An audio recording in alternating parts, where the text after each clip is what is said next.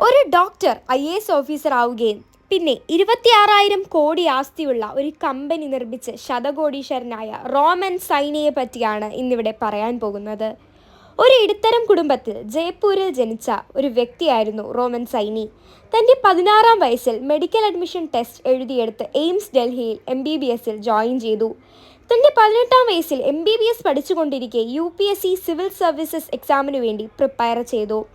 തൻ്റെ 2-ാം അറ്റംപ്റ്റിൽ 22-ാം വയസ്സിൽ അദ്ദേഹം UPSC നേടിയെടുത്തു. ഒരു ട്രെയിനിങ്ങും ഇല്ലാതെ തന്നെ 18-ാം റാങ്ക് UPSCയിൽ കരസ്ഥമാക്കി. അദ്ദേഹത്തിൻ്റെ ആദ്യത്തെ പോസ്റ്റിംഗ് മധ്യപ്രദേശിലെ ജബൽപൂരിൽ അസിസ്റ്റന്റ് കളക്ടറായിട്ടായിരുന്നു. പക്ഷേ അദ്ദേഹത്തിൻ്റെ ലക്ഷ്യം വലുതായിരുന്നു. അദ്ദേഹം അസിസ്റ്റന്റ് കളക്ടർ ജോലിയിൽ നിന്ന് രാജിവെച്ച് അൺഅക്കാഡമി എന്ന എഡ്യൂക്കേഷൻ പ്ലാറ്റ്ഫോം തുടങ്ങി. കോവിഡ് കാലത്ത് ലക്ഷക്കണക്കിന് വിദ്യാർത്ഥികൾ ആ പ്ലാറ്റ്ഫോം ഉപയോഗിച്ച് പഠിക്കാൻ തുടങ്ങി. ഇന്ന് 26,000 കോടി ആസ്തിയുള്ള കമ്പനിയായി അൺഅക്കാഡമി മാറി. അങ്ങനെ സൈനിയുടെ സ്വപ്നം ലക്ഷക്കണക്കിന് വിദ്യാർത്ഥികളുടെ അടുത്തെത്തി. 2022-ൽ അദ്ദേഹം 88 ലക്ഷമാണ് ശമ്പളമായി വാങ്ങിയത്. അദ്ദേഹത്തിൻ്റെ ഇപ്പോഴത്തെ ആസ്തി 12,000 കോടി രൂപയാണ്.